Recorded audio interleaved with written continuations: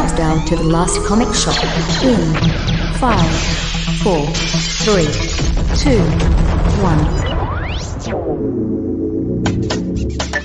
Hey, it is now time for the last comic shop! That is correct. We are opening the shop up to newbies to help them find their way under this giant comic book tent of ours. And we're keeping the lights on for the oldies who want to level up by learning about comic books, and maybe leaving that door open for whoever else is going to stop on by. Yeah, you never know who's going to drop by the last comic shop. Never know. That's your cue, Mikey. Oh, shit. I didn't know you wanted me to say something. Hey, Mikey. Hey, Mikey's Hi. here. I'm sorry. I was over here flipping through back issues of Omaha the Cat Dancer, and I was just kind of like mesmerized.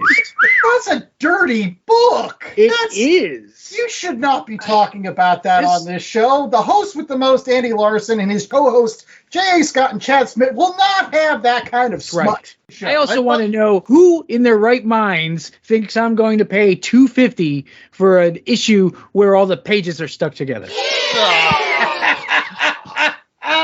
I thought he meant the Omega the Unknown issues from that No, the water damage. that's what I was looking for, but I stumbled across this.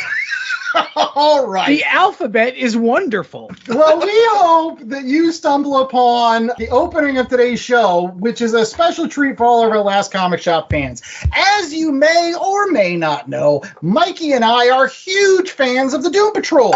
And there is a new Doom Patrol book coming out on stands next month. But the deadline to get your pre-orders is coming up fast. March 5th is the last day for pre-orders for the Unstoppable Doom Patrol #1. And we hope that you get all the issues. And to help out with that, we've got the writer on today's program, Dennis Culver. He's going to be stopping by the Last Comic Shop via the magic of technology. But in any case, yeah, we have the Archive Rama 3000. We're going to fire it up. We're going to get Dennis Culver on the line now. Yes.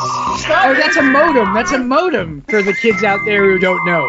That's what America Online used to sound like. What you would get in the back of your comic books, a little sample disc. It took like 15 minutes to connect so I could read the email of my fiance dumping me. So, but you could back see in it like line by back in line. 1996. It was an awful long time to wait to learn that she was screwing her chiropractor.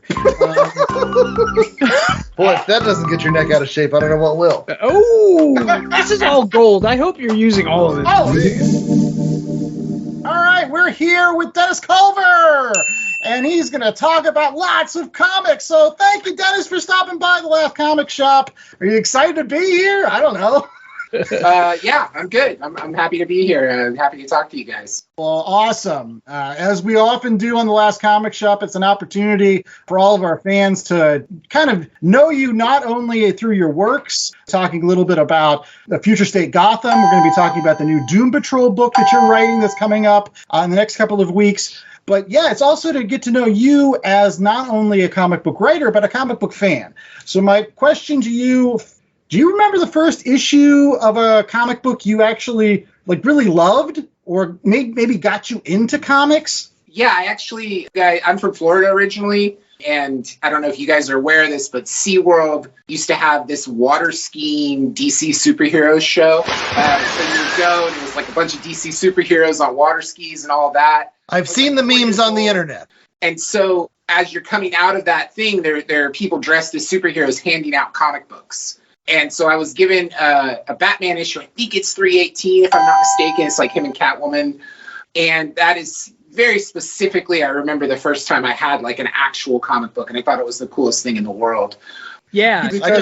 I just also want to point out that SeaWorld show, possibly the only time Black Racer actually makes sense as a character. Yeah. Yeah, I don't think they had Black Racer either. Oh! Ironic. Yeah, why wouldn't you have the guy on skis? I mean, it's the show about skis. That's like having, I don't know, a surfing competition and not having Silver Surfer show up. 4-year-old brain would have been ready for the new guides. That might. And then growing up, I started getting into X-Men, like you do, and following As those one comics. does, yeah. Like pretty much X-Men is when I was like cemented in fully into the comics industry. Nice. Or, Now, you know, which era of X-Men? Because there are very distinct periods. Claremont, right around the time that Jim Lee was coming out. Okay. So I was in the real sweet spot for it, where I kind of eased my way in, and then suddenly Jim Lee was on the scene, and it was like blowing my mind.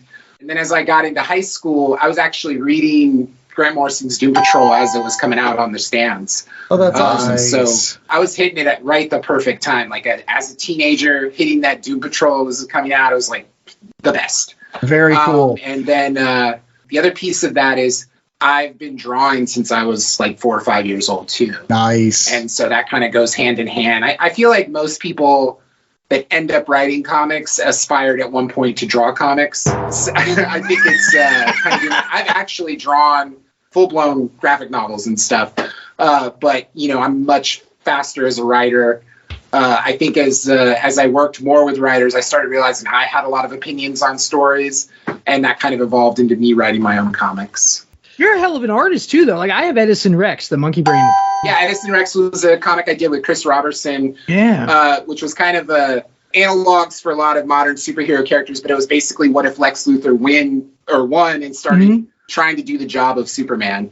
And we had a blast doing that comic. We pretty much co-plotted it, and then we did 18 issues of that. So yeah, it was a super fun book. You do seem pretty collaborative as a writer. So you're talking about co-plotter things with Chris Robertson and Future State Gotham. You were co-writing with Josh Williamson. What's your process like when you're on the creative end of writing and you have to work with somebody else? What does that look like? Co-writing is different almost every time you do it. It's real project specific too. I also co-wrote Justice League Incarnate with Josh Williamson. So you compare like Future State Gotham and Justice League Incarnate. Even though I was co-writing both of those, because of the nature of what those things were, the process between those two books was very different. Future State Gotham, I ended up doing a lot of the heavy lifting. Like we would have the conversations and everything, but because Justice League Incarnate was spinning directly into Dark Crisis, and we knew that was coming, there was just a lot of big brain planning that Josh had to do with the rest of DC and figure all that stuff out. So it was definitely a more complicated process. I guess speaking to that point about again, editorial kind of coming in with big grand plans, like we're talking about two particular series that you wrote, both that involved like giant events, one upcoming at DC with Dawn of DC and Doom Patrol. But then you also were working with Future State, which again originally came out of 5G, that was supposed to be a Dan Didio thing. And then it kind of got chopped and channeled and eventually became Future State. Did you have to pitch your ideas to kind of fit, or how did you get involved with these, I guess, these big, massive projects that the DC was going with? Well, the thing with Future State Gotham, so that book came after the 2-month Future State event. Right. And during that event, I think it was in one of the Dark Detective issues, they had the Red Hood backups that Josh did with Giannis, and they were in color. But internally at DC, they liked the manga look of that. And Ben Abernathy, who is the executive editor at DC, I think Ben, he wanted to try something experimental with doing kind of a manga style Batman comic that was still set in this Future State world. It was pretty much blue sky from there. And we were just kind of given this directive, continue this story. Josh brought me in as a co-writer because he didn't have time to do it on his own. So him and I just started talking, and I started thinking well, if we want to make it manga sensibility, let's do something cool, like the beginning of Akira, there's that big explosion. And it's what if that happened in Gotham? And we've got this big bat-shaped crater in the middle of Gotham City. And it kind of just started with that visual. And it's well, what if they blame this on the new Batman? And then as we were developing it, the characters of Red Hood and Jace and the next Batman, they wanted to be in a buddy movie together. They just their personalities kind of pulled each other together and just wanted to be the last Boy Scout in a dystopian future. And I was that's really fun. And the more they were together, the more they kind of started bouncing off of each other. Red Hood, because he was working undercover for the magistrate, he's basically Gotham's top cop. So he's kind of the Gordon to this next Batman, but he's taking a more active role, and it kind of evolved from there. But none of that was mandated. It was just we want to keep this book going in Future State. And so we kind of just pitched these big, crazy ideas. I was going to ask, too, what was the reception like? Because I'll be honest, I I picked up a lot of the initial Future State stuff and then kind of dropped off as, you know. And so it went completely under my radar. And were you getting a lot of crossover from the manga fan bases? Like, have people picked up on it? Because it is balls to the wall action and excitement. And I'm certain there's a crossover if people can find it. Yeah, I mean, we did well. I mean, it went for 18 issues, and a lot of that was, you know, like the second arc, my pitch was, well, if there's a next Batman, there should be a next Joker. And it was just like having this, like, you know, what's the opposite extreme of Joker? And I was like, well, if Joker's Freddy Krueger, I want the next Joker to be Jason Voorhees, you know, and just kind of like physically this big, imposing, unrelenting force. And so that kind of carried the momentum of the book. I probably could have gone to 30 issues of that book, but, you know, as we got further away from the Future State event, it became less and less relevant as time went on. Right. DC lives in Elseworlds. You can always pick it back up. Right, exactly. Yeah. It's a really neat concept because, again, a lot of the times when you have Batman and kind of the Bat family with these Elseworlds, you can kind of put your stamp on it. Like, again, whether it's like, you know, Gotham by Gaslight or Batman as a vampire or whatever you want to do. Sometimes Batman is a malleable enough character that you can like, well, what if Batman was in the jungle? I don't know. Let's go with that. And so, well, I mean, the Infinite Earths are back after the end of Dark Crisis. So, you know, Earth, Future State, whatever that's called, is it's definitely out there. It's just kind of throwing Batman into an Akira universe. So, like, if there's folks out there that haven't read Future State Gotham, but you're fans of manga, if you're fans of anime, or just kind of like those dystopian kind of futures, here's a great opportunity for you to pick up an awesome book written by Dennis. There's 2 trades out, and there's another trade hitting in April. And I was going to say, make sure they get to James Gunn's desk, because it would translate perfectly to an animated thing. I would love it to be an animated thing. I think that would be so cool. It would, you know, especially if they went really stylistic with it. Oh, lots of speed lines would be awesome. Yeah. The fact that you were dealing with the Bat family, that's a big thing with a big long history and lots of characters. Kind of leads me to my question about the Doom Patrol that I was going, because I'm a huge fan of Doom Patrol, and Doom Patrol has gone through so many different iterations from the earlier days, Paul Kupperberg stuff, which was a little more straightforward superhero, and then Grant Morrison came in and introduced surrealism and all of that, and then Rachel Pollack took over, and that was a blast, and everything in between. How do you, as a writer, approach a book that's got that much history involved? I'll break it down. First off, I'm personally a big believer that all your comics count. So, you know, in the spirit of Grant Morrison, when Batman was like, all that shit happened to Bruce Wayne. And, you know, I want anybody that's ever read any of their Doom Patrol comics, like, they count. And so it may not be exactly perfect the way it all stitches together, but in my mind, that is their history, you know, and all the retcons and all of that, that's just been the bumpy ride. That's the nature of living in the DC universe. But so the Silver Age version, which this year is their 60th anniversary. So it's been around a long time. So when they launched, that happened. The Paul Kupperberg stuff happened. The Grant Morrison twist reveal of Niles, like, you know, being the one that engineered their accidents, that happened. The Rachel Pollack stuff happened. That John Byrne stuff happened. And if you carry that over to the Keith Giffen stuff, like, he deals with that John Byrne stuff too. I forgot, of course, the John Arcudi stuff. Like, all of that kind of plays, because the John Arcudi stuff reflects the Grant Morrison and Rachel Pollack runs as well. That's actually my recommendation for this, because that's an underrated run, the Arcudi run. I think it's super fun. There's a lot of interesting takes in there on Robot Man and his relationships. I think there's some interesting stuff there to build on for sure. But if you kind of follow that, and when you get to the Way run, you know, through the rockiness of 52 and all of those things, like, all of that stuff is just the nature of living in the dynamic universe that is DC Comics, right? That's very cool. And so you get to the Way stuff. Some time has passed since that run ended, and we're here now. And so in my mind, what they've been up to is they're firmly a part of the DC universe. Because of Lazarus Planet, metahumans are on the rise. So in the DC lore, people have metagenes. Not everybody has them, but they're activated usually when there's some kind of trauma, when there's an accident.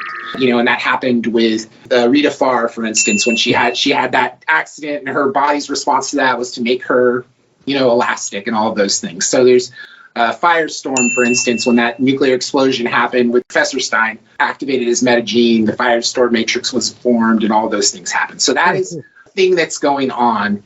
And that presents an interesting problem, because if you become superpowered in the DC universe, it doesn't necessarily mean that you're going to become a superhero. Yeah. It doesn't necessarily mean you'll become a supervillain. A lot of other things can happen too. Some of those things that happen is, I mean, at best, Star Labs picks you up and runs experiments on you and tries to figure out how to solve you. Some of the worst things that can happen, you can end up at Arkham Asylum, right? Yeah. And you can either become a victim of one of those people there, or you become one of the monsters that dwell in Arkham Asylum.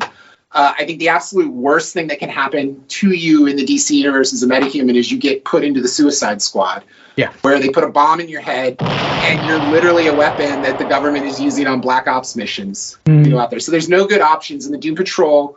If you look at their journey, especially from the Grant Morrison run through the Way run, I think it's about these characters who have had these injuries that have given them disabilities that they've learned to turn into abilities.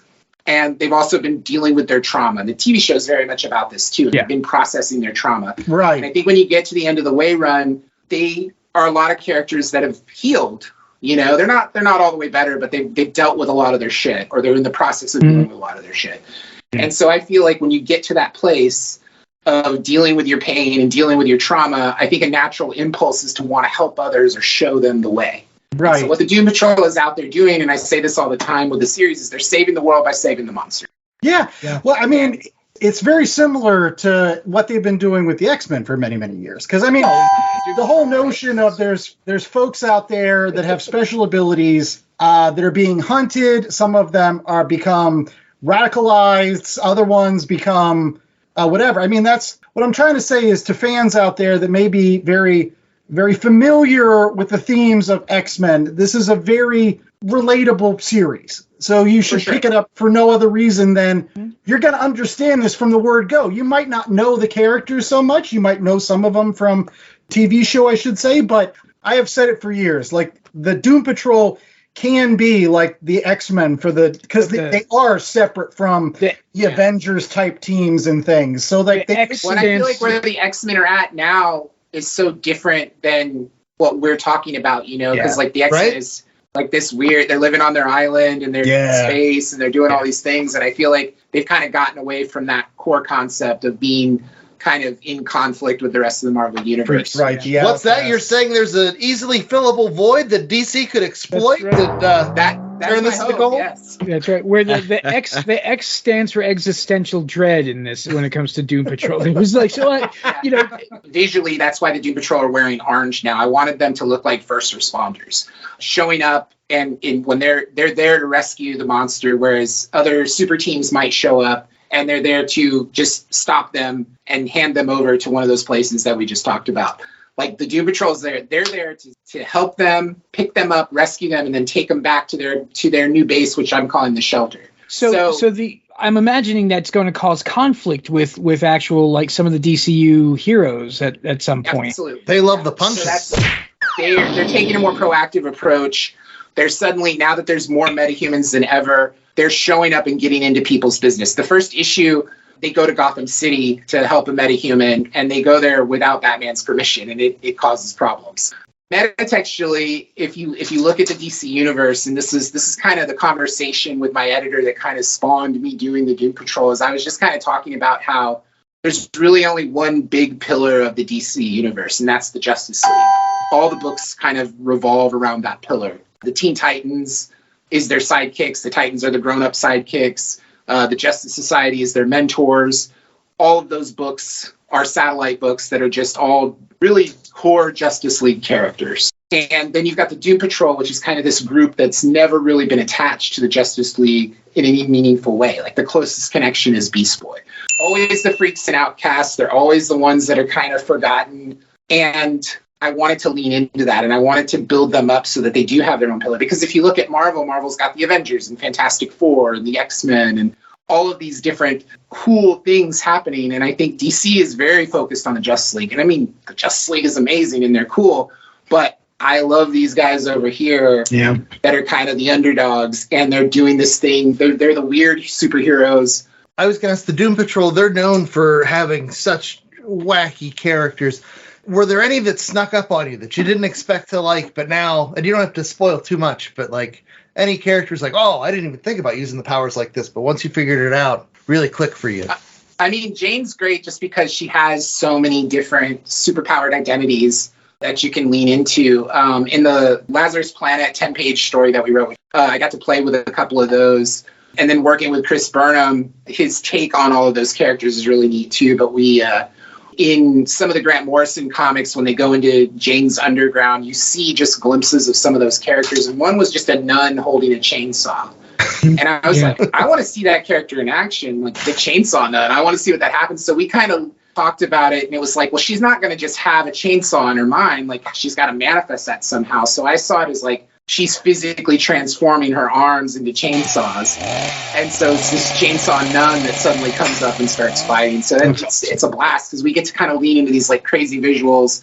And since everything is firmly planted in the DCU, it kind of amps it up too, which is fun. Right. I'm wondering how you're going to handle Robot Man, because Robot Man's my favorite. I mean, Robot Man is the immortal working man's man. You know what I mean? Like, I know I keep drawing analogies to the Marvel, but like Robot Man is like DC's version of the Thing, right? He's like the Ben Grimm. Like he's the salt of the earth. He's always there lifting everybody else up. He's the one that you can relate to on that team. Like you're the one that you're pulling for the most. I am very excited to see what you do with Robot Man, because every single person that's come on, they always have like a little bit of a different take on Robot Man. But at the end of the day, those, I don't know, it's like he has these core values that you're like, yeah, I want. Well, he's like the everyman guy. Like he's the one that actually, more so than any other character, has the what the hell is going on here kind of moments. Like he's almost like the reader, sort of, in a way, because everything is so wacky around him and he himself is wacky, but everything is usually... You get the Brendan Fraser rub right now too, where he was super hot. Yeah. You know. But not only that, but now you have new characters joining the team. I did see that you've got two new characters, Beast Girl, which kind of is awesome because it's kind of a play on having a version of Beast Boy on the team, which is awesome, but it's a new character, so you get to put your own stamp on her. Can you talk a little bit about her real quick? Yeah. So when we joined the first issue, she's already a member. Like she's kind of the new kid that, is kind of a part of the team. Her powers are a little different than Beast Boy. She's not really a shape changer. It's just when her metagene activated, it kind of altered her appearance. But the way her powers work, she's able to mess with the primal instincts of people. She's this really cute character, but if she amps up her powers, suddenly everybody's deathly terrified of her. Plus, she's like in her new altered form. She's, this kind of character that's athletic and bouncing around and everything like that. Burnham loves drawing her. She's a super fun character. Like people are going to love her. And then you've got the Degenerate. He's another one. Other than I got Robot Man and I got Degenerate, and I'm wondering how the Salt of the Earth character and then this guy that just like he becomes worse. Like he becomes a worse person every single time he uses his power. Right? That's kind of it in a nutshell. The way his powers work is that he essentially devolves. Like in the meaner he gets, it's not really getting angry. It's being intentionally mean. Like if he's intentionally mean, he can get more powerful. So it's almost like he has to choose to be a dick. And nice. Passive aggressive powers activate. That he gets bigger and stronger and more monstrous looking in a way that people haven't really seen yet. It's like it's really cool. But there's a danger there because that meaner and more monstrous he gets, the more he devolves, the more he loses his humanity, and he can go too far and then he's just out of control. Yeah. And so he's kind of walking that line. And then he ends up in the Doom Patrol where, it's all about healing and repairing your trauma and dealing with all these things. And this is a guy who only works when he's mean, and it kind of is it's a huge contrast between that. And so there's a lot of tension there. I'm hoping for a slugfest between him and Cliff. Like Cliff's got to put him down at some point when he gets out of control. That's some classic comic booking right there. You could tell the Marvel guys when they say stuff like that. No. Well, and I meant to say that the angle with Jane and the Chief thing sounds intriguing. And I'm really excited about that as well. So that's the other thing is it's a new character, but not a new character. But basically, when they were deciding this new mission Jane's alters, they got together and they created this new identity called the Chief, who's basically there to lead the team. Yeah. And, there's some internal conflicts between Jane, who's normally the primary personality, and then the Chief, who is now running things. So the Chief's just up there all the time doing that. And so those characters end up in conflict with each other, which is a lot of fun, too. Very cool. Well, thank you so much for stopping by the Last Comic Shop, Dennis. We are really, really looking forward to this Doom Patrol book coming out on the 28th. And last chance to get your pre-orders is, March 5th? Is that the last day for? March 5th is final order cutoff, so yeah. Okay. The other thing, too, I want to mention is that this book it's 6 issues, and it's kind of designed that way because of Burnham. I don't know if you're familiar with Chris Burnham's art, but it's immaculately beautiful, detailed and beautiful art.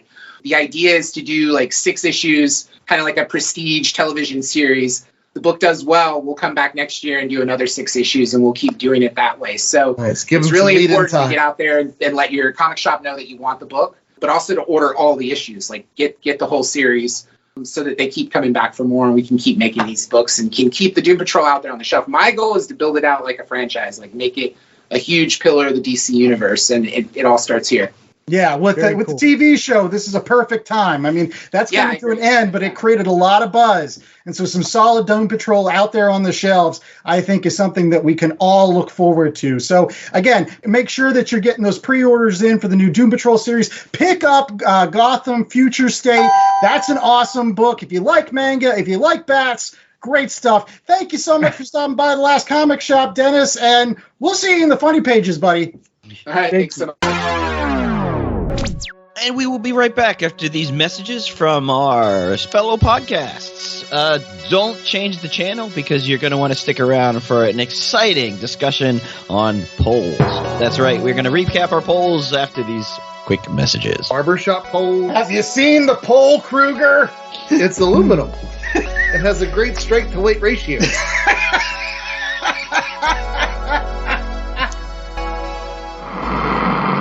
Hazel always knew there was something special about her cat Mooney, but she's still shocked when Mooney opens his mouth to tell her he's just had a vision. An ancient evil has awoken after centuries of sleep, and only one man can stop it, the legendary warrior Beowulf. Unfortunately, it's been over 1,000 years since he slayed a dragon, and he's been reincarnated as this guy. His name is Victor, and he's more unemployed millennial slacker than mighty warrior. Go to monarchpublishing.net for a free sample comic. It was supposed to be a day at the beach. But for 4 friends, one wrong road will put them on a direct course to being the main course. Her name is Grandma Hazel, a chainsaw-wielding psychopathic cannibal. A beast of the backwoods with a body count higher than a bowl of blood-spattered Scotchmans. From the creators of Hocus Pocus. Grandma Chainsaw. Evil as a perm. Hi everyone, I'm Nerd Bummer. And I'm Tactic, and we're 2 of the hosts of the Online Warriors podcast. Our podcast started as a way for 3 best friends to keep in touch and discuss their nerdy hobbies like movies, gaming, tech, and more.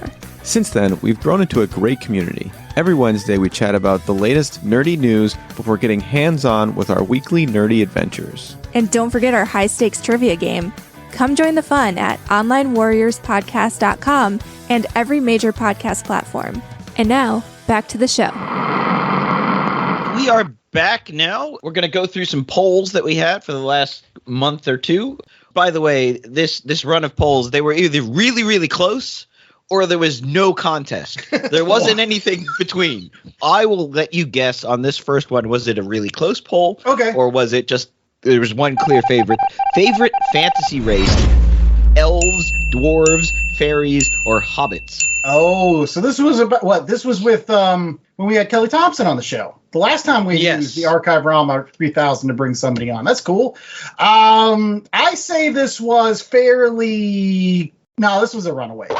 Like, people love elves for some bizarre reason. You mean hobbitses? No, they love elves. Hobbitses. They love EILFs. They're like Liv Tyler in that one movie. Though, are we talking Lord of the Rings elves where they're all tall and beautiful, or are we talking Keebler elves where they make cookies and live in a tree? Does it matter? They're making cookies and aspiring to become tall and beautiful. Do they sell Elrond fudges? Okay, all right. So I say they ran away with it, and I say elves won. I didn't vote for elves. I voted for hobbits because they eat and drink a lot, and I can agree. And they have hairy feet. So they're my Uncle Matty.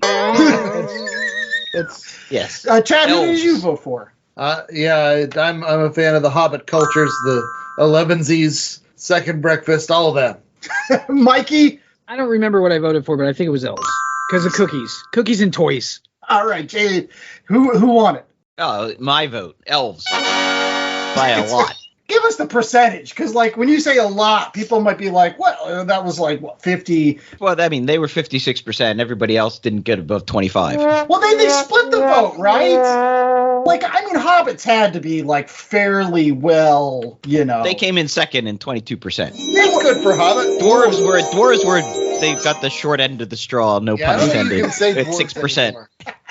Dude, Gimli would not be happy with you about that. That's right. Or Sneezy or Doc. In any case, what was their second poll? This one's right up Chad's alley. Favorite conspiracy. I learned this week before you start. Neil Armstrong spelled backwards. Yeah. Gnorts, Mr. Alien. Well, that was one of the poll answers. You could vote for moon landing. Was the moon landing fake?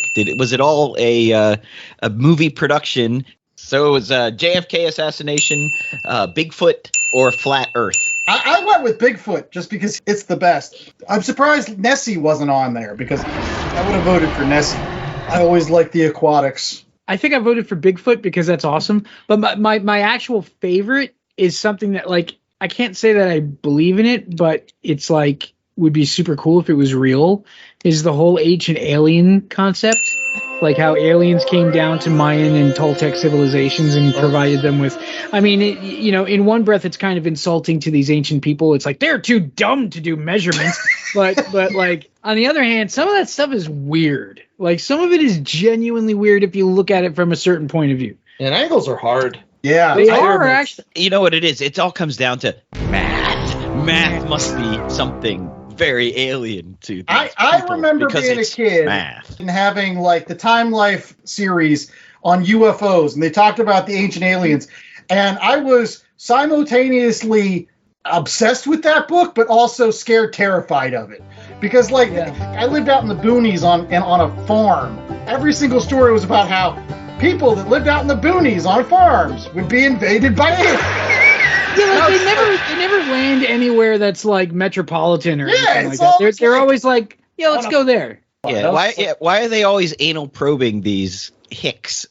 What do they hope to find up there? And haven't they figured out by now that you're not going to find anything?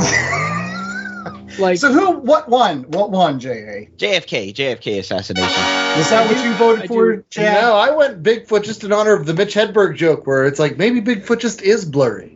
That's right. Maybe he just is. I do dig Bigfoot. I dig that concept. Do you like Bigfoot or do you like Sasquatch? Sasquatch is just Canadian Bigfoot, so it's just Bigfoot with good health care. That's all. But actually, I'm a big fan of the Mississippi skunk ape. That's my.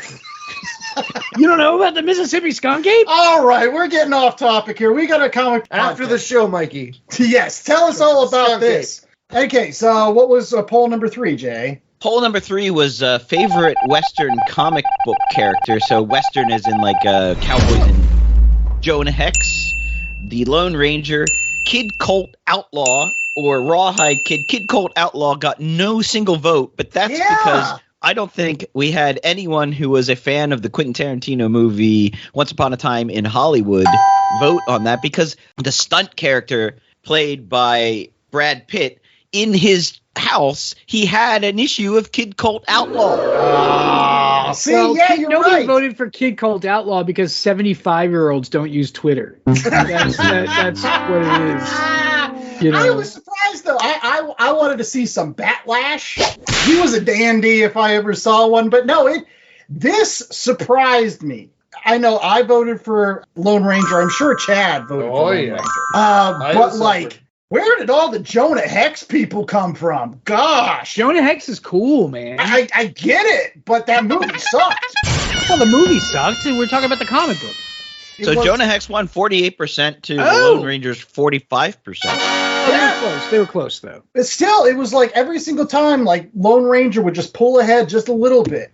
Jonah Hex would show up and lasso him back. That's right. I like the Lone Ranger movie. Chad does too. Chad, it's a decent movie. It's a little long. And then I learned all the stuff about Armie Hammer and him being a cannibal and weird. Like that Lone Ranger movie is a 45-minute awesome Lone Ranger movie in like a 2.5 hour movie. Yeah, you like spend a lot of the movie waiting for the William Tell overture, and you're like, when are they going to play it? When are they going to play it? And then they finally play it. You're like, yes! Yes!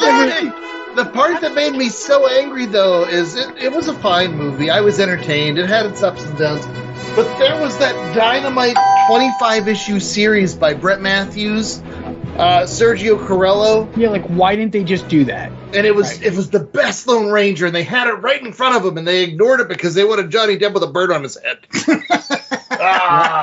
All right, what was poll number 4, J.A.? Poll number 4, this was the X-Men and Teen Titans show. So what is your favorite team? It was just a straight up Teen Titans or X-Men, and wasn't even close. Yeah, even Mikey voted for the X-Men. Mr. DC himself.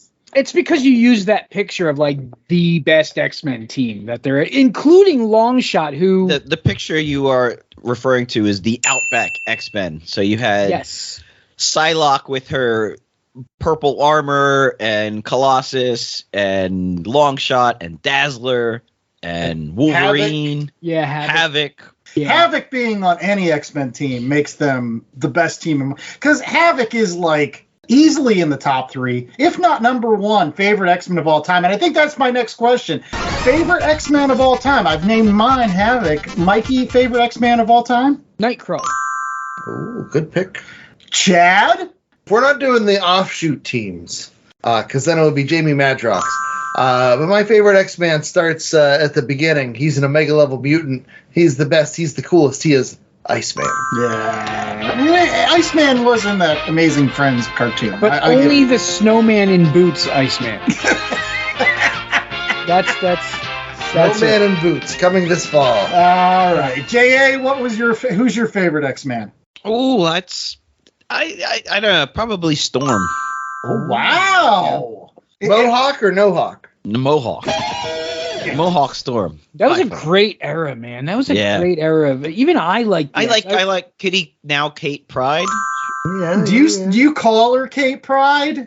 Because she's Kitty to me. Like I don't understand why they needed to call her Kate.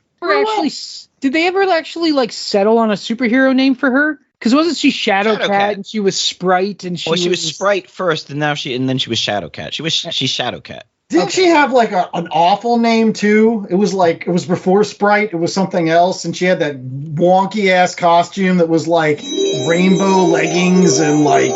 I want to say Pixie, but that's not it. It was awful. It was like she got dressed in a dark closet that just came out and was just like, I don't know, I don't understand how colors work. But I swear to God, her name was awful too. Like it was like, just call her Kitty Pride, like Ariel. Ariel. It was like the Little Mermaid bathtub toy. Or the Little Mermaid. Didn't I say that? You said the Little Mermaid bathtub toy, but, everything the Little Mermaid was named Ariel. So. Just to be specific. Okay, fine. I will point out that Kate Pride derives from Days of Future Past. Oh. So, who knows? The Kitty Pride, the now Kate Pride in Age of Krakoa, maybe that's a Days of Future Past Kitty. That's Listen to you over there. It's not an X-Men podcast as much as you would like it to be. So, any case, our 5th and final poll, and I sent you a text that day when you posted this, and I was just like, this is by far one of the best questions for a comic book podcast of all time. Why is your favorite character Magic? No, sorry. It was, what is your favorite way of reading comic books? Is it single issues? Is it trade paperbacks? Is it omnibuses or omnibuy? Or is it digital? Have you given up and just gone all digital because it's easier to handle, less shelf space? So I think Chad had the quote. So what was your pick, Chad, ultimately? So my pick is the single issues because I'm an addict.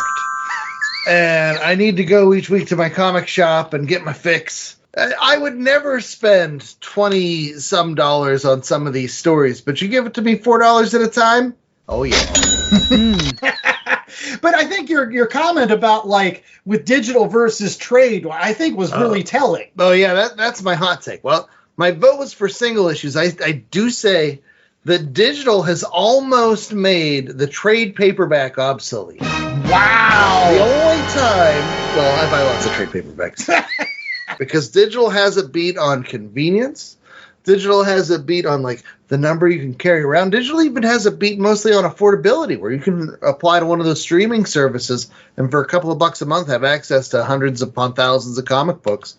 But trade paperbacks are great when you got to go to the beach, and get your iPad all sandy. Or whenever you have that friend, you're like, I don't know if I'm getting this back here. So that's what trades are good for at this point. What are omnibuses good for? Omnibuses are great. They look real classy, but they're super intimidating. I have to pick an omnibus and be like, all right, so March is going to be Amazing Spider-Man Volume 1, and then chip away at that for a month. April is going to be the Squirrel Girl Omnibus. May is also going to be the Squirrel Girl Omnibus. And boy, do I really want that Squirrel Girl Omnibus. I don't know. What were we talking about? All right, J.A., you voted for obviously omnibuses. You are omnibus champion here. Although I might be wrong. I mean, you might have voted for trade. Who knows? No, omnibuses, because I think they beat trades on 2 points. One, you get more story, more bang for your buck, but also they're bigger. So the pages are oversized, where a trade is same size as a comic book. So especially with modern comics, I think the art really sings in an omnibus. There is the people that don't like omnibuses reprinting Silver Age comics because they're recoloring, and then there's a big thing about recoloring versus original color versus dot matrix, and there are some purists that can't stand it, and so they insist on just getting Taschens because that's the way they're meant to be read. Jay, the Taschens are so beautiful. You have to look at those pages with all the dots. Oh my goodness, they're all right. Mikey, what did you vote for? I voted for floppies just because they're just easier to manage, and omnibuses are usually sort of out of my range, but I've been buying them more often. And omnibuses piss me off because, especially Marvel ones, because they like underprint some of them and some of them they don't, and like these Captain America Brubaker ones, like the first 3 that I got were like under $50, but the 4th and the 5th one are like $200-$300 because they either underprinted. So I only have like part of the story, or like a random one will be like super expensive. So I don't go that way. But I also like absolutes because they're pretty. And Jay, what happens when they finally do reprint that omnibus that you've needed for years and years? They put it out with a different dust cover so that when you line them up on your shelf, they don't look the same. I don't like it's frustrating. But then you've got to go on Reddit, and there's a guy that's making a living making new dust jackets for omnibuses because Marvel can't get their shit together. I thought you said nude dust jackets. Like, oh, this one's just see-through. Oh, look at that spine you've been waiting for this whole time. Yeah, I love those nude omnibus covers. Dude, that skin. Have they started collecting like X-Men issues chronologically by any chance? Like, my favorite era was reading like somebody else that I went to high school with. I read his X-Men stuff like through that like 186 one that like Death era and stuff like that. So you can get Uncanny X-Men Omnibus Volume 1 starts with Giant Size X-Men and is the beginning of the Claremont run, and then you go Omnibus 2, Omnibus 3, Omnibus 4, and they're coming out with Omnibus 5.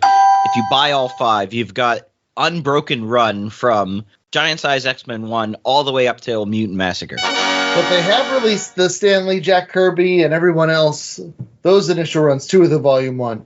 Yes, yeah, you can get an X-Men Volume 1 Omnibus, which is the Stan Lee, Jack Kirby X-Men, and then X-Men Volume 2, which is Roy Thomas and Arnold Drake, and... Yeah, but what do they call the Jim Lee ones? Because I have one of those that I picked. That is the X-Men by Jim Lee. Volume 1 and Volume 2. Though Volume 1 isn't just Jim Lee, because it's also, you get Will Portacio. Yeah, the X-Factor. all those X-Men omnibuses are so overpriced now, like $272 for volume 2. Yes, that's the big one because they reprinted it twice, but they never print enough of them. It's forced limitability or something, whatever it is. But keep your peepers peeled, Mikey. You might be able to find the Dark Phoenix omnibus, which contains a lot of those stories, plus the secret. What was the miniseries, J.A.? Dark Phoenix has the untold story bits from classic X-Men, where Claremont added bits. So who won this poll, J.A.? I mean, this was the tightest poll I've seen in forever. I'll tell you who won the poll. Single issues and trade paperbacks tie. Shit! Wow! Single issues and trades, 34% each. So I guess you get people who they love their single issues and they love having that book at the beach. Trades are so disposable. The single issues, you file them away in your boxes.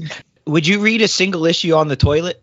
Definitely reading the trade on the toilet. Yeah, no, I'm reading a trade on the toilet. I mean, it's like sitting there in the bathroom for, reading material. My singles are now collector's items. They sit in a box and they collect dust. I buy them because I need them, but I'm not going to read them. Like, am I going to open up my, 2001 issue 8 with the first appearance of Machine Man? Hell no. I might as well freaking slab it because, I'm not going to. Oh, don't go there. Don't do it, man. All right. Well, that's all our polls. Make sure that you're going out our Last Comic Shop Twitter account over at Last Comic Shop. Every single week, Jay is nice enough to put out our Twitter polls. Real quickly, guys, before we get to the end of the show, you've got 10 seconds for a quick recommendation on this week's show. So we'll start off with Mikey Wood. Mikey, what's your recommendation this week? I'm going to recommend the John Arcudi run of Doom Patrol. It's an underrated run, and I don't know if it's collected or anything like that, but back issues are pretty cheap. It was 22 issues, and it was good stuff. Yeah, I'll go next. I'm going to recommend, because we were talking about Taishin earlier with their giant size, awesome reprints. They also put out a smaller series of books. They're actually almost pocket size. They're called the Little Books. I have, in fact, in front of me, the Little Book of the Fantastic Four. And if you are a fan of Marvel, or you want to be a fan of Marvel because of the movies, these are great books to pick up because they're relatively cheap. I know I picked up the Little Book of Fantastic Four for about $5. And it really does provide you with not so much the issues or individual stories, but a lot of the art, a lot of the covers, sampler platter of the great stuff that was going on during the run of Fantastic Four or Hulk or Spider-Man or something like that. So if you're really new to these particular characters, these are great books to pick up so that you can kind of get well versed on the history of that particular franchise. Chad? All right, so I really enjoyed Future State Gotham from Dennis Culver this week, where it has that manga style, and that definitely reminded me of, in the 60s, over in Japan, they made manga-style Batman comics, which I was able to find an affordable copy out at Ollie's, where they have good stuff cheap, of Batman the Hero Kawada Bot manga. And there are at least 3 volumes. You can find them, at your local comic shops, on Amazon, at, sometimes discount chains. But it is 60s era Batman stuff, but told in that manga format with crazy villains. You get your Dr. Phosphorus style guys, and it's tons of fun. So that's what Gotham Future State reminded me of, which I recommend that too. That was also really cool. All right, Jay, wrap us up. I'm recommending a trade paperback, Solar Man of the Atom, Alpha and Omega. It's out of print, but you can find it pretty cheap on eBay. It is the story of Solar Man of the Atom, how it came. So when they ran the first 10 issues of Solar, they had 2 comics. They had the sort of the current comic, and then every issue had this insert which was telling the story of Solar, how he came about. And it ended in issue 10 with what was the last panel of what they're calling the Omega panel, which is the founding, the starting moment that the world dies because Solar opens up a black hole in the middle of a nuclear power plant. And it was 10 full frame 2-page layouts all put together to make at the time, and I think maybe still is, the world's largest single comic book panel. The trade paperback comes with a fold out poster that is full sized. So you get this massive poster of Barry Windsor Smith art of the Omega panel, which is this city being sucked into a black hole because Solar has flown too close to the sun.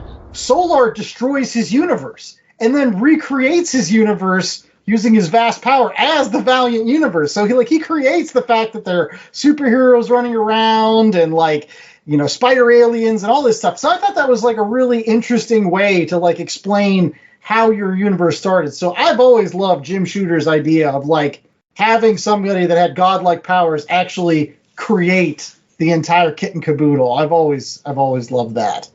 And I also love the fact that there's a lot of folks that listen to The Last Comic Shop. But if you are one of those folks that haven't reviewed, and subscribed yet to our awesome show, make sure that you're checking us out over at www.lastcomicshoppodcast.com. It's a terrific place where you can find all of the links to all of those podcasting platforms that we like to have our shows on. And we've got upcoming interviews in the next couple of weeks. We're finally going to be finishing off our interviews from Baltimore Comic Con of last year, with some great interviews with folks like Greg LaRocque and Ron Mars and Alex Sevek, who did an awesome run of Spider-Man, one of my favorite issues. Yeah. Web of Spider-Man 66. Yeah, make sure that you're checking out that episode coming up in the next couple of weeks, as well as making sure that you're going out to our website to get the link to bcwsupplies.com. It's another wonderful place where you can get all of your comic book supplies, like bags and boards and long boxes and short boxes and all stuff. And you can use the promo code LCSPOD to get 10% off your order.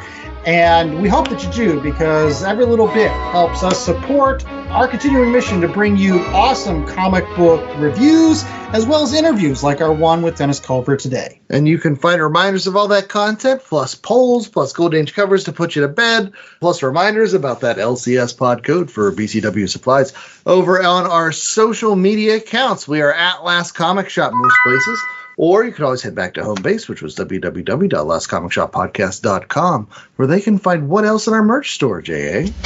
You got T-shirts, mugs, tote bags. We've got that beautiful Mikey Wood art St. Patty's Day inspired shirt that you can get. It looks great on a baseball tee, I reckon. Yeah, thanks so much for making that for us, Mikey. It is seriously one of the hottest sellers out there on our website right now. People are eating that thing up. So make sure that you get your copy, because if we can get enough people we'll keep it on there. Well, you promised me you were going to burn those photos, right? I'm not going to...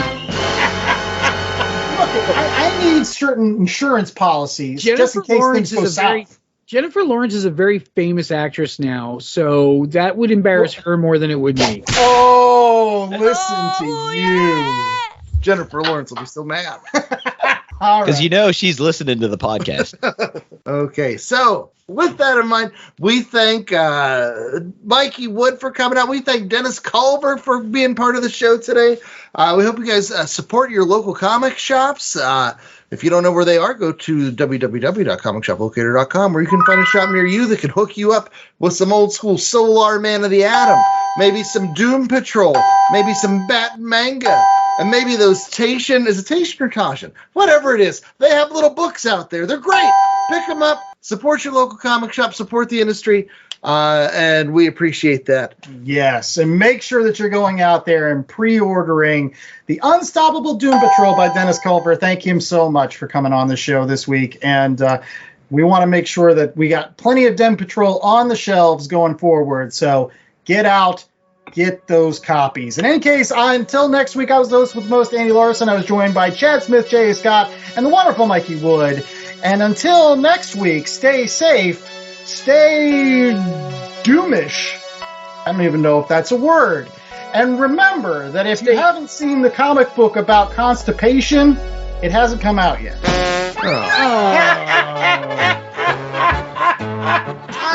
Did you hear? You gotta stop with the dad jokes.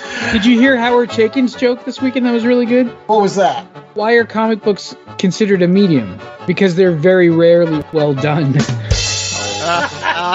that. That one's good.